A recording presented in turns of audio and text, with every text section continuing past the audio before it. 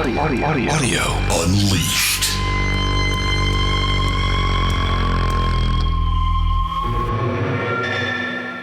So I came up with a plan, man. I actually have a timer set. Oh, good. Thank you. So that we don't run over. I was going to suggest that. Yeah. Yeah. I started a little timer. Too quick. Yeah, I started a little timer on my phone, so I'm giving this enough time to do the intro. Very good call. I was actually going to suggest that. But I forgot to suggest it. Yeah. Well, anyway, man, let's get rolling. We should tell people hi. I'm Dennis. You're Brent. This is Audio Unleashed. Do you need me to say anything, or you just want to do this yourself? Tell you what, why don't you do it all? I'm Dennis. And I'm Brent. And this is Audio Unleashed. I don't even need to be here, man. I'm not going to be replaced by AI. I'm going to be replaced by you. You know who the best band in the world is? The Grateful Dead. I love them. It's uncanny. I feel like I'm in, what was that Michael Keaton movie, Multiplicity? I didn't see it. Probably There's for the two best. of me. Oh man, yeah. Anyway, what are we talking about this week, buddy? We have some good stuff happening here for what I think is our last podcast of the year. Absolutely. We have an article we just saw. I was shocked at this. In What Hi-Fi, there's an article that Yamaha has a new 5-disc CD changer. Yeah. And wow, I didn't think I'd ever see those again. Yeah. But they have it, which kind of shows you, well, look, Yamaha wouldn't do this if the CD wasn't kind of coming back. And it's got an interesting new feature that we've never seen before on a multi-disc CD player. And we have some other CD players we'll talk about too. So it's kind of like a CD rebirth that we will chat about and give our opinions about, et cetera, et cetera. So what's going to be after that? It's funny. We both think that we put this in the idea board, although I'm pretty sure it was me. So there's an article from SoundGuys called "SoundGuys Headphone Preference Curve Validated in AES Paper." So I want to pick your brain about this. Yeah. We've talked about this before. I think we've alluded to it at other times. So I don't think I'm going to talk much in that segment. I'm just very, very curious to hear what you think about it, because shockingly, although I have suspicions, I don't really know. So I think I'm going to be as surprised as our listeners are. But what are we going to do after that? I have things to say about that. No way. So we saw, we look at John Darko's website and YouTube videos a lot. And we saw that he did a best of 2023, which is just this kind of rambling thing of, settling scores and defending himself and picking out random things he liked in the year, which is great, which, normally we would go like, well, we agree with this and we don't agree with this and blah, blah, blah, blah. We're not even going to bother because just go look at it and enjoy it. Yeah. But we thought like, well, gosh, we're at the end of the year. We should do our own best of 2023, maybe some worst of 2023. I don't know. But we're going to just ponder what happened over the year.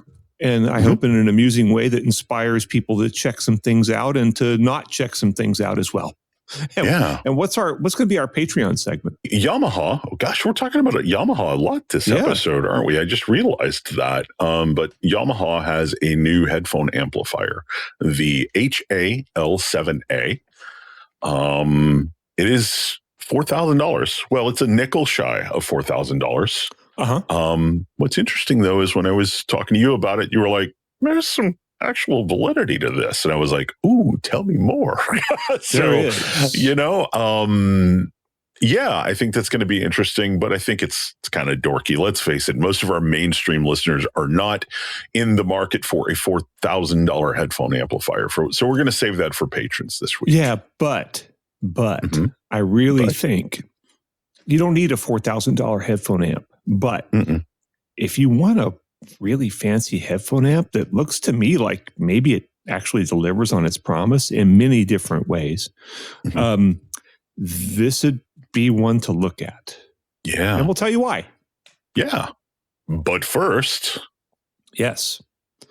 The CD changer is back, Dennis. I know. I gotta admit, I didn't see that coming. I mean, we've seen the CD player come back for. I mean, that's been building for a long time. But CD changers, huh? So I saw this in What Hi-Fi, British publication. Yeah, and it is a Yamaha player. It's the CDC 603. And it is, I think it was $599 or something like that. And it's a 5-disc changer. And one of the neat things about it is it keeps working when you open the door. So you can change out CDs and it'll keep playing, which I tested several CD changers and I owned at least 2 different ones. And I don't remember any of them ever doing that. Now, granted, I haven't tried every CD changer. Yeah. But I thought that was pretty cool. It kind of makes me wonder if you remember those 100-disc CD changers they had. Oh, the big Sony ones? Yeah. Yeah, those are actually kind of cool. I never owned one, but I tested a bunch of them and I kind of liked them. And I had a lot of friends that owned them and they would set up really complicated playlists and stuff with them. And but I think this thing is really, what this indicates is that, look, Yamaha wouldn't have done this if CD isn't back on some level, right? Yeah. So, I mean, people are buying CD players. And I'm looking this up, and CD sales are up nearly 6% in 2023. No, over 6%. Over 6%. Yeah. Wow. It's growing faster than vinyl now. I'm sorry, up 5.7%. So nearly 6%. Yeah, it's growing. If I'm not mistaken, it's growing faster than vinyl because vinyl's growth has flattened out. I don't have the numbers in front of me, but it has. And so I don't think, other than that one feature, I don't see, well, it actually does, you can put CDs with, WAV and FLAC files. And AAC. Up to 2496. I'm sorry. It accommodates that up, through, it's got a front panel USB input. So you can use this as a USB DAC as well. Which, somebody might. I kind of wonder, but, I thought it was pretty cool. And it actually kind of inspired both of us to go start to look at some other CD players that are out there in the market. Because we talked about the Shit Audio one. There's a new Shit Audio one that just came out that has USB output. And so we found a couple of other ones that other writers are talking about. And what was one of those? So Darko, gosh, we're talking about Darko a lot this episode too, but yeah. So Darko did a video a couple of weeks ago called Best Value CD Player Does So Much More and for Less. And he's talking about 3 different Shandling players. But yeah, these are really, really cool. I have to admit, the look of them is almost more fascinating to me than the technology in them, because they have basically you sort of, the top where you load the CD in is not like a flip top or anything like that, and it's not a slot tray. There's a disc that sort of sits on the top, and you pick it up almost like a, you've seen like the weights that some people put on their turntables, right over the vinyl. It kind of looks like that. So you pick up this disc, which is a grippy thing, and put the CD in there. But these are like, not just CD players. They've got Bluetooth connectivity. They've got MQA support. They've got, USB drive capabilities, network attached storage drive connectivity. But at its heart, they're CD players. Yeah. And they're just really cool and really neat, and they don't cost $1 bazillion, which, let's face it, does a CD player need to cost $1 bazillion? I don't think it does, but I think it's cool that they're, doing different stuff with it. So this one that I'm looking at, the Shandling ET3, it's like $730 US. Yeah. Offers some really, really cool functionality, including USB audio capabilities, including, I think, external power supply capabilities, which is something we're going to talk about later, including Bluetooth 5.0, So yeah, this is real. And it I think it upsamples everything to DSD, which I don't have strong opinions about that, but that's not necessarily something you would expect in a $700 CD player. So no, yeah. I would not. I was kicking around, and I also saw on Cheap Audio Man, guy who reviews a ton of affordable audio products on YouTube. He was talking about an SMSL CD player called the PL200. Which also looked pretty cool. It has USB. You can use it as a USB DAC. It's got a USB input, but it's a really nice, like, high end looking design. It's got like these kind of piano key controls that are very kind of, I don't know, 80s looking and feeling. And it's got like a built-in CD weight that you use to, it's really kind of high end. It's about $669, I think, on Amazon. Yeah, and it's got the disc on top like the other ones. Yeah. Yeah, it's got a really like high end kind of look. It's got balanced outputs. Got, so USB optical and coaxial digital inputs. It's got a headphone jack on the back if you want to do that.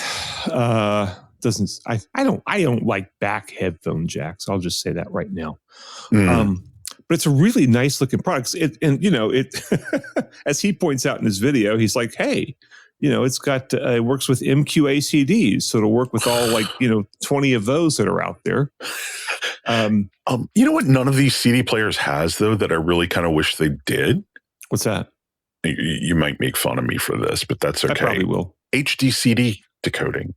Because I subscribe to a yearly subscription thing from the Grateful Dead called Dave's Picks, and if you subscribe, you get usually 3 disc sets a year, and then they come with a bonus disc if you subscribe, but they're all HD CD decoded.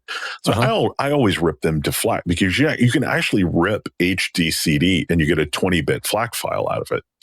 But sometimes so I just like to play the HD CDs, but it's been, I think, the last CD player that I knew of that had HD CD decoding, which, just to explain for people what HD CD does basically is uses dither and noise shaping to effectively expand the dynamic range to 20 bits. It's kind of, and I don't want to paint it as too close an analogy, but it's sort of similar to the way SACD works, but not really.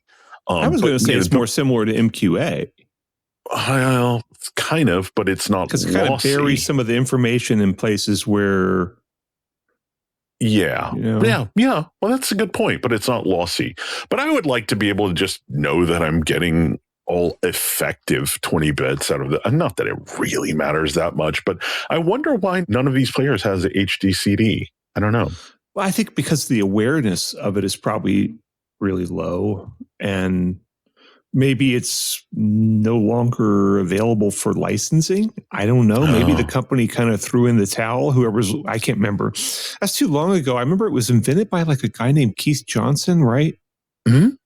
I think. And he had some kind of a nickname like Lightning Johnson or something. Oh, I didn't know that. Yeah, he has some kind of nickname. All new Grateful Dead CDs are mastered in HD CDs. So you have to wonder, why are they doing that if they're not making players anymore? I don't know. Well, maybe that's why they're doing it. What? Well, because it's the Grateful Dead, so they have to kind of do it old school. Oh. So they master in a format that's not available anymore. So you have to use an ancient CD player to get the best sound out of it. Well, not that ancient. I think Emotiva made an HD CD player as recently as 5 years ago, maybe. I don't know why they quit doing it, but whatever. I wanted to ask you, though. You need one of the old gas laser CD players to play the Grateful Dead HD CDs. That would be so cool. Yeah. So why do you think CD is resurging? Oh my God. You know what? There's a lot of times there's very few times in audio when I'm just clueless. And I got to tell you what, I just don't know. I'm just going to guess that probably sort of like vinyl was at one time. and Laserdiscs at one time. Everybody dumped the format, and then all of a sudden you can go buy a whole ton of them for $1 a pop. Mm-hmm. That's my guess. And you can go to garage sales, you can go to flea markets and stuff like that. Yeah. And just go through and just buy tons of CDs for nothing. I'm sure people like the fact that you can see the cover and you can see the liner notes, and as they do with vinyl. Yeah. And CDs, I gotta say, actually often had much, much, much longer and better liner notes than vinyl did. Yeah. I mean, they were in small print, pages. But still it was something. I mean, I remember the King Crimson 40th anniversary Discipline release had extensive stuff for me to read, which I liked, which made it really worthwhile because I didn't care about the whatever remix. Who was it? Steve Wilson remixed it. It was perfect the first time. It doesn't matter how it's mixed, in my view. But so that's all I can think of is just that there's so many CDs out there for cheap. What do you think? I have other ideas. I think there is starting to be growing resentment against streaming, and I think it's twofold. I think there is, for one thing, I see a lot of people saying that they buy the CDs of their favorite artists so they can support them, right? And also, just getting tired of things disappearing. Now this is a video thing, not an audio thing, but just recently, so I'm a big video gamer, and recently PlayStation sent out a notice to all people with PlayStation saying basically, hey, we're sorry, but if you've bought any video content from us from Discovery Networks, that's disappearing on December 31st. So I know people who literally bought like every season of Mythbusters on PlayStation, right? Because that's their video player. And it's just like buying it from Amazon or iTunes or Vudu or anything like that, but just the video player that they chose and the store that they chose was PlayStation. Well, then in the end of the year, 10 seasons of Mythbusters that they paid, I don't know, dozens of dollars a piece for are just being deleted from their PlayStations. And I think people are getting tired of crap like that. And I think we haven't seen a lot of that happen with music. We haven't seen a lot of beloved albums disappearing from one service to another. But I think people are just getting bitter about streaming in general. And I'm seeing a lot more people talking about you need to own a disc or you don't actually own the thing you bought. And I think that is probably at least part of the reason for it. Well, I might point out that CDs of Take Two, my jazz duo, are still available. Yeah, and actually for Audio Unleashed listeners, I think we charge. I think we're not selling any at this point, but we probably charge $10. I'll give you one for $5. Shipping included. Yeah. Oh, will you? Nice. Yeah. $5. I tell you what, I'm changing the terms of the deal have changed. Pray I don't alter them further. But let's say $6 with shipping. Okay. So you can email us wherever it is. People, is there anywhere people can email us? No, I mean they could find your email in your website's not there anymore. We have a website. Yeah, but my website email still works. Brent@BrentButterworth.com. There you go. So wow, I'll get like one or I might make $10. You're going to be able to buy a sandwich from this. Nice. I still got a bunch of them. So anyway. Yeah, but yeah, see, that's one thing is like the only money we've made. I mean, we sold a couple of downloads and we sold, I'm going to guess we probably sold, mid double digits on CDs. So, whatever. And we sold some off of other people's gigs. The one who's the head of the record company sold them on her gigs. And yeah, you were talking about that last episode. Yeah. So yeah, but it was never even enough to where it's like whoever sold the CD got the money. We didn't even count the money. It was never significant enough. Yeah. That's why I'm offering mine at the Extra discount price of $6, including shipping. Yeah. Well, hey, listeners, let us know what you think. Leave us a comment on YouTube or on Podbean. You can leave comments there or whatever. Like, are y'all buying CDs? Do you want a new CD player, or is this mostly just a sort of audiophile thing? I'm curious to hear from normies about this. So let us know. But hey, our timer is about to go off. Bing, so bing. Let's beat it. Let's get out ahead of it, man, and go take a break, get some water, and we'll be right back. Okay.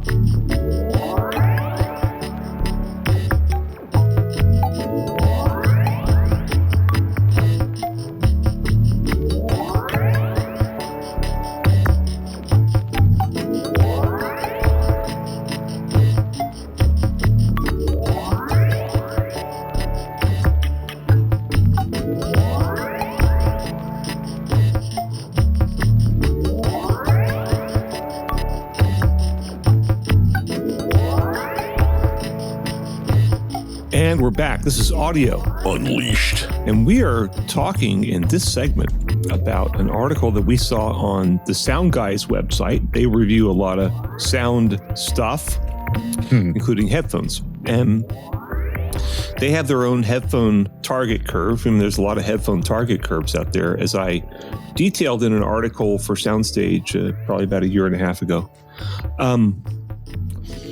And obviously, the sort of best-known target curve is the Harman curve, based on, probably about 8 or 9 years of research and innumerable listening tests around the world, et cetera, et cetera. And SoundGuys' website came up with their own target curve. And the reason they came up with their target curve was that they use a B&K 5128 head and torso simulator, which is newer stuff than the pretty dated stuff that Harman used to do the Harman curve, right? Because there was a big revolution in headphone measurement about, I want to say 6 years ago, where everybody came out with so-called high-resolution ear and cheek simulators or head and torso simulators that were, delivered more or less valid results up to 20 kilohertz. And the results on those measurements were obviously different than on the old gear. So SoundGuys wanted to create a version of the Harman curve that would work for their gear. I went through the same thing because when I asked Harman for their curve originally, all they gave me was measurements they'd done with their own proprietary ear they developed, which, I had to go back to some of the early papers and literally lift the target curve off the paper and approximate it. So anyway, that's why they did this. Can I ask you a question real quick? I'm sorry. I'm going to get stuck on this if we don't talk about it, but why couldn't you have simply taken a headphone that you knew matched the Harman target curve and measure it on your new gear to get that? Well, 2 reasons. Number one, I kind of did. And I would use, when I was measuring for Soundstage, I would take a headphone that Harman themselves told me, this is really close to Harman curve. And I would use that as a comparison standard. Because I figured there's no way that wouldn't be accurate, right? I mean, I could make mistakes in pulling a curve off of a chart or trying to figure out the difference between their measurement gear and mine. But I figured if they had a headphone they endorsed, which I think I used the Harman, the AKG K371, which I'm wearing now, as my headphone target, and I used the AKG N5005 as my earphone target, because they said those are both really, really close to right on the original Harman curve. Not, they have a bass boosted and a bass reduced Harman curve as well. So anyway, they did this paper. This paper was done without. So there's this article in SoundGuys is about an AES paper that was done by a company called SenseLab in Denmark that kind of took another look at all these different target curves that have come out since the Harman research. And They had 56 listeners in 2 countries, which is pretty good. Mm-hmm. They had 32 different frequency response curves they tested. That's a lot, man. That's a lot. That's a long listening test. And the way they did it is they used some biodynamic headphones. I can't remember which ones they were. The 990s, I think. The 250 ohm version. A pretty good headphone to start with. And they just basically did EQ curves in their software that would replicate the sound of all these different target curves. And they ran it by all these listeners. And, they also had a lot of different headphones in there that they just, rather than using a target curve, they just pulled some headphones, including Apple AirPods Pro Max and the Biodynamic DC700, Jabra Elite 85H, which is earphones, the Sony WH-1000X-M4, Soundcore Space Q45, which I like a lot. And the reason that SoundGuys is writing about this, because they probably wouldn't have written about it otherwise, is that they came in like third, I think, out of all these curves. I mean, 2 different variants of the Harman curve came in first and second, and SoundGuys came in third, which which validates what they're doing, which at least means their curve is not stupid. And their curve is something that, if you read the SoundGuys website, and they are referencing stuff to their curve, and saying, hey, if it's way off our curve, it probably sounds weird. And if it's pretty close to our curve, it probably sounds pretty normal. Then, their results are valid. You can look at that and go like, okay, this headphone is kind of in the ballpark of normal, and this headphone is anomalous. So how different is their curve from Harman? Well, you were telling me that before when we were chatting about it. Yeah. Because I did an article. The article I did about this was, I think, had my approximation of their curve, right?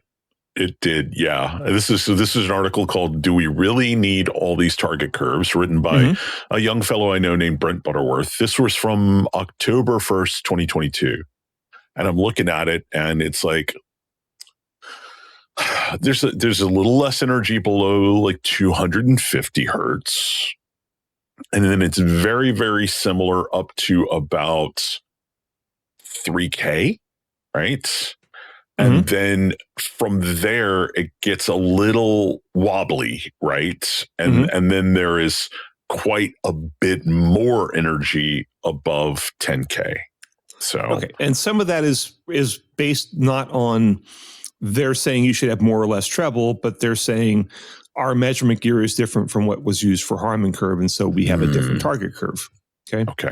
Yeah. So they are not necessarily recommending something a whole lot different from Harman. I mean, they're not recommending something a whole lot different from Harman curve. Yeah. But they're just basically saying, their curve they created for their own measurement gear is valid. This is a great thing for them because it makes them look like not idiots, which it's easy to look like an idiot if you're doing headphone measurements. I know, I've been there. Just because headphone measurements are so much more fussy, let's just say, than speaker measurements. You look at 2 sets of speaker measurements using radically different gear and different techniques, and they're going to be actually reasonably close. Unless they were done by like the Absolute Sound or something. So I've noticed with some headphones, like if I raise my eyebrows, the sound of the headphone changes, right? So I have to imagine that, measuring them is just insane. Yeah. So you can just move the headphone around slightly on the ear cheek simulator or the head and torso simulator and get a different response. Usually not a radically different response, but a different response. And so there's all kind of different techniques you use to get around that. And then all the different headphone measurement fixtures produce slightly different results. Whereas, Soundstage could measure stuff in their anechoic chamber with whatever probably B&K mics that the Canadian NRC uses. But, the results that I get with my Clio analyzer, quasi-anechoic in my backyard using the Clio microphone or my Earthworks microphone, are very similar to what Soundstage gets. For very similar to what John Atkinson gets at Stereophile, using techniques that are, his gear is kind of ancient, actually. But is he using Melissa still? Yeah, I think so. But it still works. It still works fine because his technique is good, and so his results will look similar to mine, and everybody can screw up though.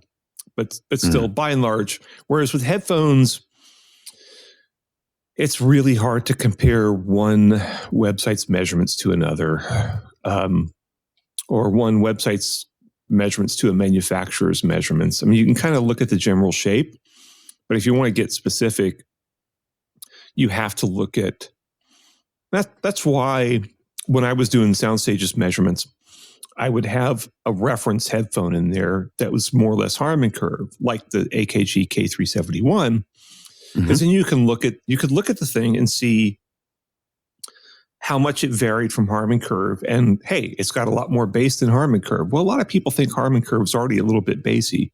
So, wow, this thing has a lot of bass. If you're a bass head, you'll like it. If you're not a bass head, you'll probably hate it. I got to say, though, I have two responses to this. Number one, as I said in that article, as I suggested, I don't get real excited about people's own target curves. I understand the reason that SoundGuys did this, and I respect the reasons they did this. But to say, we don't like Harman, that's not what they said. But like, a lot of people have come out and said, well, we think Harman is wrong, and here is our curve. And I saw a fantastic letter that just popped up on the SoundStage solo website, which I used to edit, now edited by our friend Jeff Morrison. And this letter's Grandpa, they're called comments, not letters, man. Come on. Wait a minute. Somebody didn't write this on a piece of paper and mail it in? No. Wait, you can post these directly on the interweb? There's no P.O. box. No. Wow. Yeah. Damn. All right. So, but basically, this letter from a guy named Steve was great. And he basically says, he says exactly the same things about Harman curve that I do. It's like, look, it doesn't say that if a headphone is Harman curve, doesn't mean you'll like it, but it allows one to say, I like a little more low end than the Harman curve, or I found that I like about 3 dB of extra low end below 100 hertz than the Harman curve. And he says, this allows somewhat of a standard comparison opposed to Joe Blow claiming they sound pretty good. That is exactly the point of the Harman curve and exactly the point of measurements. Yeah. So I'm SoundGuys must be really happy that an independent source verified their curve. Yeah. That's really great. I don't think they put the Knowles curve. They didn't put the Knowles curve in this test. No, well that only happened a year ago. Oh, yeah. Maybe, if even that. And Knowles curve stuff is just now kind of coming out a lot. So, and I did an article about a few episodes. I did an article about Knowles curve for, God, who did I do that for? Oh, I did Audio one Express. For SoundStage and I did one for Audio Express. And I think Knowles curve is just an extension to Harman curve with more high frequency information in it.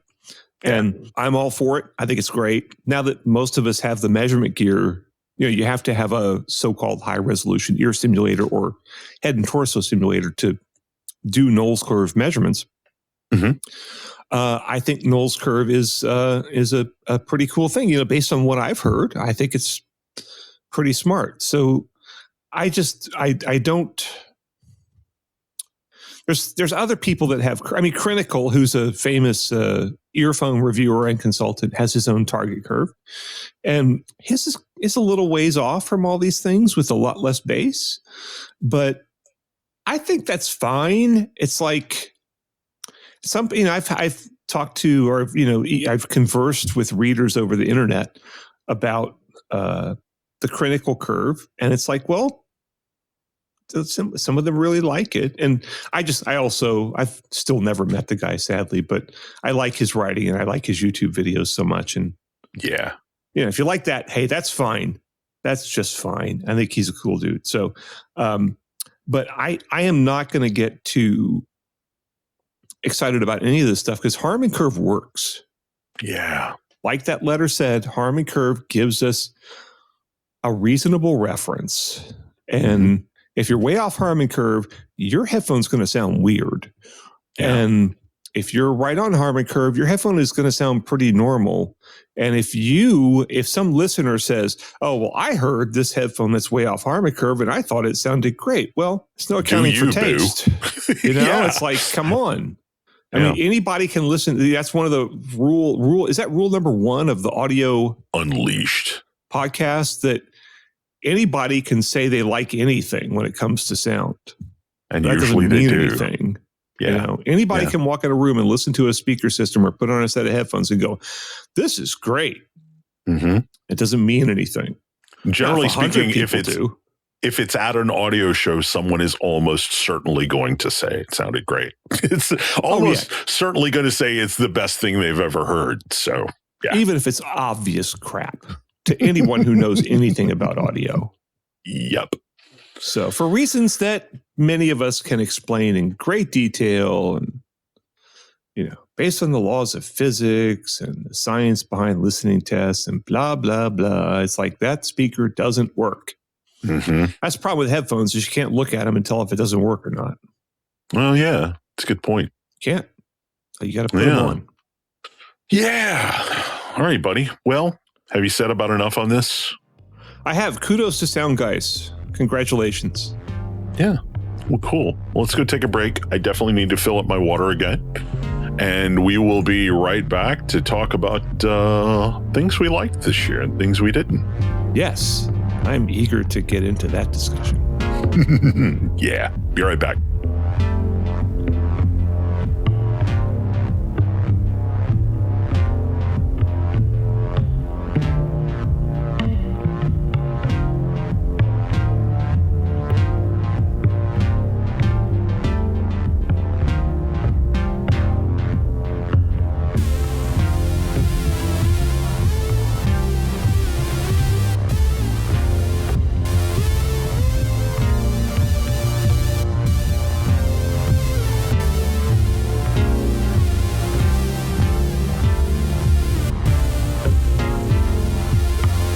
And welcome back. I'm Dennis. I'm Brent. And this is Audio Unleashed. Although, hang on, let's do the thing. This is Audio Unleashed. Uncanny. It's like I'm hearing a reflection of myself. So anyway, we're doing something a little different for this final segment, or third segment. It's not the final segment for our patrons, but for everybody else it is. This is sort of in response to a video and an article from John Darko, his best of 2023. Although it is a little unfocused. I think he went all over the place. Yeah, it was fun. Go check it out. It's Darko. It's a fun watch. It's always really, really cool. So we thought you thought that we might do our own sort of wrap up of 2023, our best or worst or whatever, our most significant. Yeah. So this was your idea. So I'm just throwing you right into the deep end, buddy. How do you want to kick us off here? Well, and especially since I'm no longer employed by Soundstage, so I can't vote for the Soundstage Best of the Year. Oh yeah. So no, and I write for Wirecutter, but they don't have a Best of the Year, do they? I don't think so. If they did, they didn't ask me. Probably for the best. So I have. Yeah. You want to hear some of my Best of the Year? I do. Okay. I'll start off with Best New Audio Podcast. Yes. I would say that is probably Audio Unleashed. Yeah. Clear winner for the best new audio podcast in 2023. I'm also the only one I know of, but whatever. So, all right, I will start off with a product that no one here's ever heard of before, which I just tested for Wirecutter, and I just loved it. So the product category is headphone DAC amp dongles. So these are things that you plug into like your phone, either your iPhone or your Android or whatever, especially since none of those have headphone jacks anymore. None that I know of any. I'm sure there might be something out there. But so this is a little $50 doohickey, and you plug it into your phone. It's a USB DAC with a built-in headphone amp. It's real simple. It's really tiny. I mean, it's the size of, I don't want to say a postage stamp, but it's about the size of I don't know. It's about probably, I don't know, 3/5 the size of a domino, somewhere in there. And it's got a little lanyard on it so you can actually attach it to things and you don't lose it as easily. So you have a little cable and you plug it into your phone, and you can plug whatever wired headphones you want into it. I was shocked. I'm one of the few people that measures the output of headphone amps. Almost nobody measures them. I measure the output. I measure, in terms of, milliwatts. I measure the output impedance, frequency response and stuff. This thing measured great. It actually made its numbers. Actually, their measurements were really close to mine, which often doesn't happen because they don't tell you how they measure stuff. And who knows who did the measurements, how. But I give you I tell people on Wirecutter how I did them. But it hits 80 milliwatts into a 32 ohm load, which is loud. And, it will not drive a Hi-Fi Man Sesvara or any of those crazy headphones that are really hard to drive. And it's not great with like 600 ohm headphones. Yeah. However, if you need something to play wired headphones off of your phone, this thing is great. And it's got a play pause button on it, which is kind of handy. But here is the super cool thing I loved about it. It has an app to where you can go in there, you can adjust the volume in 100 steps. I guess 101, actually. 0 to 100, which is a lot more precise than you would get off your phone. Yeah. And you can also do, EQ on it, on the app, and you can choose from 5 different digital filters, which... This is a $50 doohickey, and yet it's got this audiophile stuff in there, and you can hear a difference between the different filters. Which one you like is a matter of opinion. But, there are subtle differences between them, and it's like a cool thing audiophiles can play with and enjoy, and it's $50. And it's really easy to use. You don't have to even download that. I didn't discover it had an app until I was already doing the write-up, and I was digging into the Amazon page, and it's like, oh, wait a minute. And I just loved it. Do you want to do this like trading off, like you, me, or should I do 2 and you do 1 since I have a lot more? What do you want to do? You're the dad. I'll do 2 and you do 1. I want to ease the load on you. Okay, cool. My next one is the Edifier TWS1 Pro 2 Bluetooth noise canceling earphones. And they are also $49. And we're getting into really like low price stuff here, but I tested these things. Wirecutter sent them to me to measure the noise canceling, but I was like, I'll try them. And I tried them, and boy, they fit me perfectly, which doesn't happen a lot because I have big ear canals. They fit me perfectly. They were really comfortable, and boy, they sounded really close to Harman Curve. And it's not the best noise canceling in the world, but it's plenty of noise canceling. I mean, in my view, you'd need about maybe 10 decibels of noise canceling in the, between 100 and 1,000 hertz on average. And these things hit that. And I think they get a little lower than that. And I think they're IPX4, IPX5, so they have some degree of waterproofness, so you can sweat on them. And I'm going to buy a set. They come in black, white, or on the Edifier site, they show them in light blue, which I want because I lose things. And, black and white things are easier to lose than colored things. So I'm kind of waiting to get a pair to try to find a pair at retail that's the light blue color. But really nice product. And they were easy to use, too. And nice. Yeah, really, really, really nice. I mean, it's just like you used to have to pay, a good at least $200 to get decent noise canceling Bluetooth earphones. But yeah, $50. And these are, I'm not going to say they're the best, but they're close. Yeah. So what do you got? I had no idea what I was going to say until you mentioned I'm going to buy these. I'm going to talk about a product that actually inspired me to buy it. Kind of, sort of. So earlier this year, NAD released the C3050 LE integrated amplifier. Mm-hmm. And they did something that I have been begging my friends at other electronics manufacturers to do for a long time.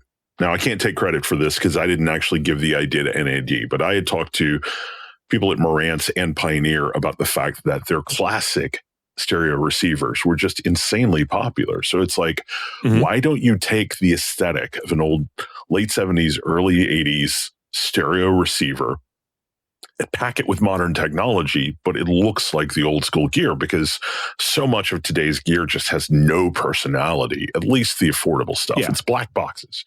But the C3050 LE came out, and it was a 50th anniversary piece from NAD. And it's not an exact copy of their old C3030, but it evokes it. It has slightly different proportions, but it looks like a 1970s stereo receiver with bouncing VU meters and like a walnut case. But inside, it's got modern Hypex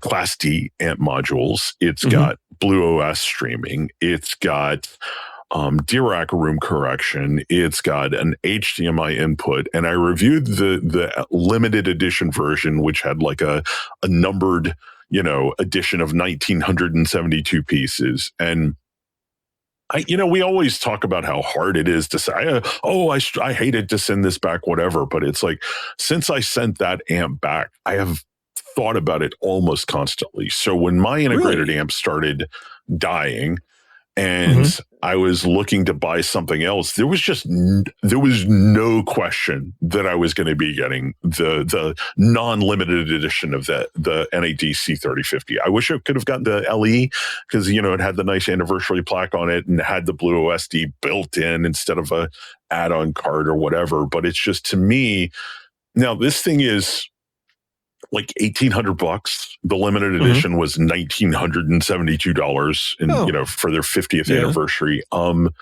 Just an incredible value for that money, And I know everybody says every piece of gear that they love is an incredible value, but what you get for $1,800 is just utterly staggering, and it looks so cool. And I'm sorry, but I think that's important. I know a lot of people are just like, performance. That's all that matters. But for me, the stereo gear, in my stereo system, I tend to have it to where I can reach it and I can twist the volume knob and I'm interacting with it. And so I like for it to have a vibe that I dig. And I dig the vibe of this thing so much. But you get the retro cool, but you don't sacrifice anything in terms of technology, because it's all bleeding edge audio technology. It's super efficient. It runs cool as a cucumber, and it sounds amazing. So for me, if I had to pick a product of the year, that would be it. Okay. Fair enough, because I saw that thing. I was like, that thing got reviewed by a lot of people, and it really looks like a great piece of gear. And I'm buying one. I will jump in with a couple more here. I have not reviewed this product. I think it is probably on my doorstep, or actually the people that are staying at my house right now probably have brought it in, I hope. It's the Weem, which we talked about was it our last episode that we talked about it in? It was the last episode, yeah. And it's just such a cool product that it kind of just has to work in order for me to rave about it. So I'm assuming it works. I've used Weem gear before. That's is it Wim? It's Wim, right? Wim, yes. WIIM. So I've used some of their gear before. I own one of their streamers. It works fine. So this thing it's a little tiny amp that costs $300. And it has Google Chromecast, Apple AirPlay 2, Spotify Connect, Tidal Connect, and Room Ready. And so you can stream through all these different things, right? All these different technologies. And it also has Bluetooth, right? And it's got an HDMI input. So you can basically set up, 2 passive speakers and plug this thing in by your TV and use it not only as your stereo system, but also as your sound system for your TV. And it'll work, with your TV's remote. So it basically works like it's part of your TV. And this is kind of a dream product. I mean, our friend Steve Guttenberg's been talking about the concept of home theater 2.0, where you have 2 speakers and some decent stereo gear instead of using a soundbar, which has a lot of merit because soundbars are all, I mean, look, a lot of them are amazing, but they all have compromises to fit into that form factor. And with this thing, you can build a home theater 2.0 system that also sounds great for music, I'm assuming. And of course, depending on what speakers you hook up to it. I mean, I can certainly name some speakers that you could hook up to this thing that would not result in great sound, but a decent set of speakers, good pair of bookshelf speakers or whatever, and you would have a really nice sound system, and it's $300 plus whatever the speakers cost you. Yeah. And I can't wait to get my hands on this thing. I'm really excited about it. Really, really cool. And I have one more. And since I'm doing two and you're doing one. Okay. Okay. Well, just to ease the load on you, because I popped this on you like suddenly, like what, an hour ago? Yeah. So, all right. So also, no, see, we straddle the world a little bit of pro and consumer audio since we both use pro audio gear and we're both really into it. And, everybody that uses pro gear uses consumer. And an increasing number of people that use consumer gear use pro to do podcasts and music recording and who knows what, because everybody's a freaking creator these days, for better or worse. And so the product I remember having to explain to you what a gaming creator was, and that was probably, if I had to do my year-end wrap-up of favorite conversations, that would be one of them. I still don't understand. I willfully do not understand what that is. I don't want to know. But gaming creators will be excited to hear that, no, they won't. This is not really for them, although you could use it as a gaming creator. I'm using it right now, as a matter of fact, as I speak to you. You're hearing it. It's the Focusrite Scarlett 2i2 4th generation USB interface. And it's somewhere around $200. This Focusrite Scarlett series has been out, the 2i2 has been out for, God, I don't know, 6 years or something. And they keep updating it. And it's always one of everybody's favorites. It's a pro standard. You can find it in studios. You can find it in project studios. You can find it in, podcasters using it, all sorts of people using it. It's got a distinctive red chassis. It's good marketing that lots of like no brand Chinese companies have copied this. And so if you search for this on Amazon, you're going to find a lot of those too. But this one, the cool thing, Focusrite always is just that like the controls are really, look, all these USB interfaces kind of sound the same, but despite the colossal claims manufacturers make, they all say their mic preamps are legendary, blah, blah, blah.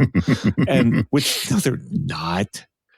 Something's legendary if people actually tell tales about it, right? No one's like, oh my God, that Mackie, whatever preamp in that USB interface is just revolutionized my mixes. They all work fine, except this one has a really nice control layout. The level controls have a little ring around them. It's like a green ring. It's like a sort of a meter that goes around the control, the knob. And, it turns orange if you're getting close to clipping and red if you're clipping. So the level is already easy to set. But on this one, they added automatic gain control. So if you just don't want to sit there and really fuss with your levels and you just want to bang something out, you can hit the auto gain control, and it works just like the auto gain control on the Focusrite Vocaster interfaces that we normally use for this podcast. And you hold it down for a few seconds, and then it kind of does a little countdown on the meter for 10 seconds, and you talk into it or you play your guitar into it or whatever you have, and it sets a nice conservative meter level or conservative input level to where you're not going to clip and you're still going to get enough level to have a decent signal to noise ratio. And I've used it a lot, and I haven't written about it for Wirecutter yet, but it's really good. I mean, auto gain is a little easier actually on voice because you talk, you've used it. I mean, the auto gain stuff that's done for voice, because look, our voice is unprofessional as I am. My voice is still pretty level, but like when I play bass, when I play bass, I'm going boom, boom, boom, boom. But I'm also going, right? Yeah. My little Ron Carter stuff. And on bass, you really got to kind of, I found I had to kind of back off a little bit. Normally, I would kind of play a little loud just to make sure the level's okay. But on this, I had to back up. But still, you can get used to it really fast. And it's at the point, just like with the Vocasters, where you quit setting your level controls yourself and you just use the auto. And they don't charge any more for it. It's still $200. And it's still the same great interface, but with this really great feature hooked up to it now. And I am really enjoying it and glad to have it in my system. Cool. So you got to do one now. Okay, I'm going to go off script here a little bit because I've been thinking about, this is of course true for everybody, but we don't talk about it enough. The point of all of this gear is to play your music, to listen to your music, right? And I feel like a lot of times music in our industry is just used as glorified test tones, right? Mm-hmm.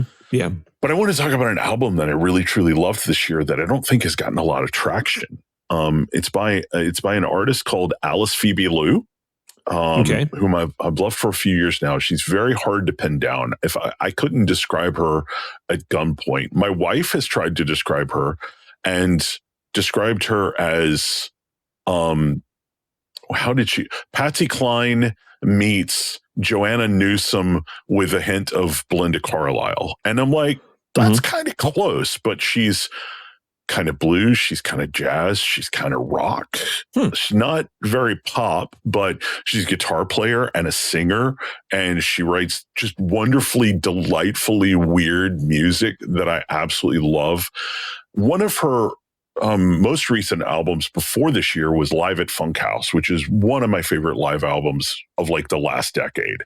But she's got a new album out in 2023 called Shelter, which I think is just beautiful. Every album that she comes out with is better than the one before, which is just rare.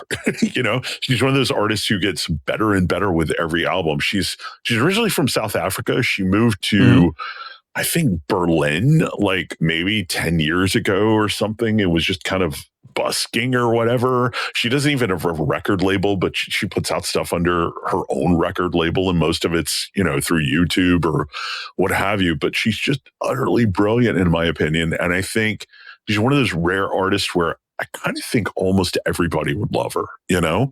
Huh. I've never heard of her until right now.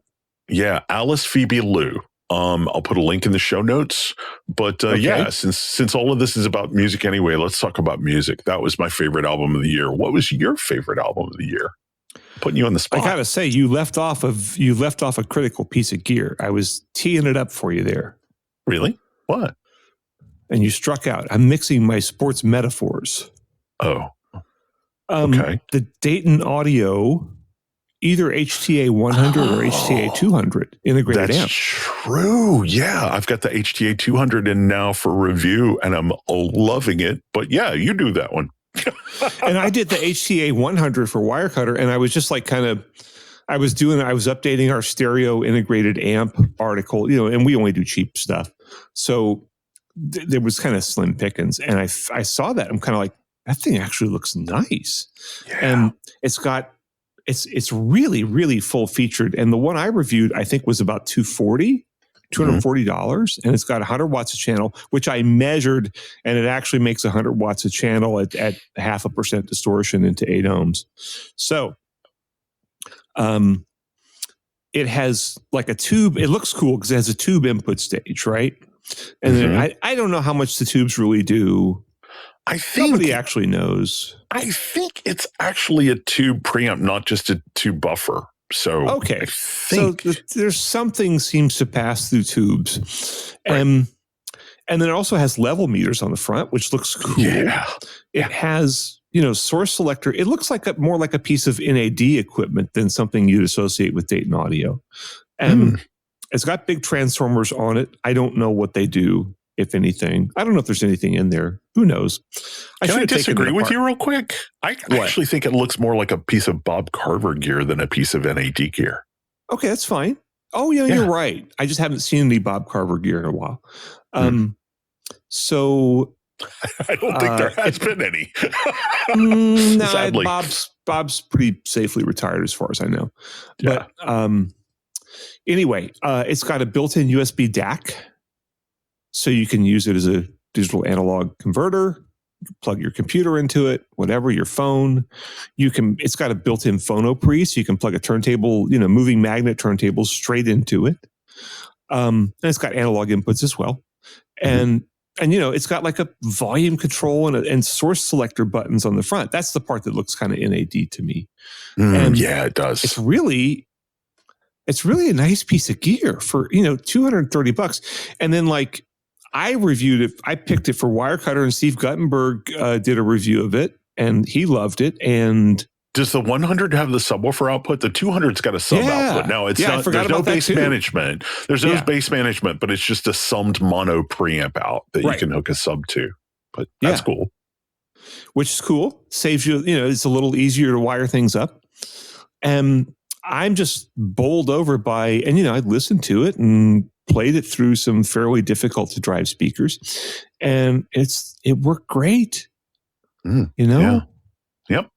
Absolutely, it was really impressive. Actually, I'm going to amend my statement. It's HTA 100, I think, is 50 watts a channel into 8 ohms. 100 watts total. No, the 200 is... Yeah, the 200 is 100 into 4 and 50 into A. Or yeah, I think. Wait. Oh, hang on. Our timer's going off. Sorry. That's my daughter. Okay. That's my timer. So, yeah. So, no, I think the 200 is 50 into 8 and 100 into 4 per channel. So the 200 would be 200 watts total into 4 ohms, I believe. Okay, so I actually measured this thing, which I'm actually looking up stuff. Contrary to the tradition of the Audio Unleashed podcast. And it's got tone controls too, by the way. Yeah. And it's actually $230 on Amazon for the HTA 100. Nice. And it has Bluetooth. We forgot about Bluetooth. Yeah. Really good Bluetooth with AAC and SBC. Yeah, it's not like, they tried, they put some effort into this thing. And a 5-year warranty. I'm still finding, wow, really? Yeah. Wow. So their specs, they only give specs into 4 ohms on the 100, and they say 50 watts per channel RMS into 4 ohms. Okay. Well, here's what I measured. 50.1 watts RMS into 8 ohms and 101.8 watts RMS into 4 ohms. Total. Yeah. That's both channels. Yeah. And that is both channels driven. So at 1 kilohertz. So it's pretty, Nice. And it did have like a little bass hump that there's a bass boost of 1.2 decibels centered at 64 hertz, which you can't hear that. No. Can you? I will not hear that. You will not hear that. So, look, if you did a double blind test with the right test material, would you hear it? Yeah. Which would you prefer? I don't know. Yeah. Depends on the recording, probably. Would you have a big preference? No. Probably not. Yeah. Well, it depends on what magazine you work for. Yeah. I said magazine. Note I said magazine, not website. Yeah. All right, buddy. Well, snarky. We're out of time, man. We are out of time. The time my daughter laughing says we're out of time. Yeah.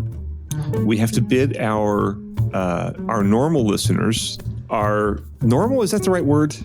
Our non-Patreon listeners, our mainstream, our non-Patreon, our free listeners. Let's just say most of our listeners. Yeah, that's fine. We have to bid most of our listeners farewell, and we wish you a happy 2024. Yeah. And we promise we will continue to attempt to entertain you. Yeah. In 2024. Yeah. So let's do some credits, man. Okay. Are we going to get a new tune done for this? Yeah, I think so. We'll have one new tune, and we'll dig into the archives for another one. I don't know if that's going to be a Butterburger House Band or just a Brent Butterworth solo. What are you playing? Here it is. Wait, here.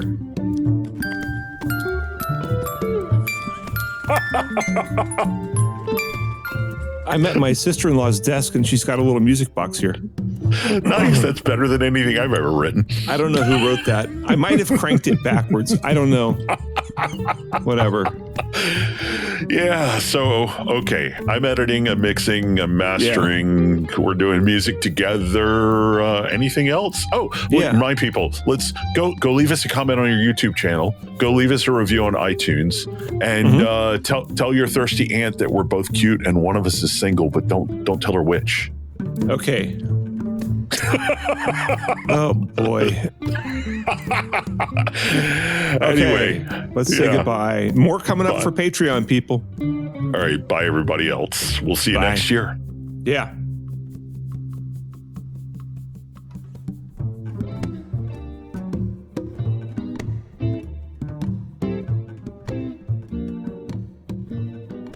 Hey, thanks for sticking around to the end. If you liked what you heard and wish there'd been a little bit more of it, we got some good news for you. Indeed, we do. If you check out patreon.com/Audio Unleashed, all one word, you can get new episodes a little earlier than everybody else. And sometimes it's like a day or two early. Sometimes it's nearly a week. We never really know until we start editing. But the big plus is that you get extended cuts of every episode. And usually that's going to mean a whole extra segment that's about maybe a geekier topic or something that's a little more personal to us or something that's just going to really appeal to the hardcore Audio Unleashed listener. Yeah, what it boils down to is if you're somebody who would support Audio Unleashed on Patreon, we're going to make sure the bonuses to every episode are really aimed straight at your interests. Yeah, and so if you want to hear these segments, you can subscribe to our Patreon for $3 a month, which is less than I spend every single day on my cup of coffee when I go to Starbucks to write my boring articles. Yeah. One more time with that URL, that's patreon.com/Audio Unleashed. Or Audio Unleashed. Yeah. Thanks. Thanks, everybody.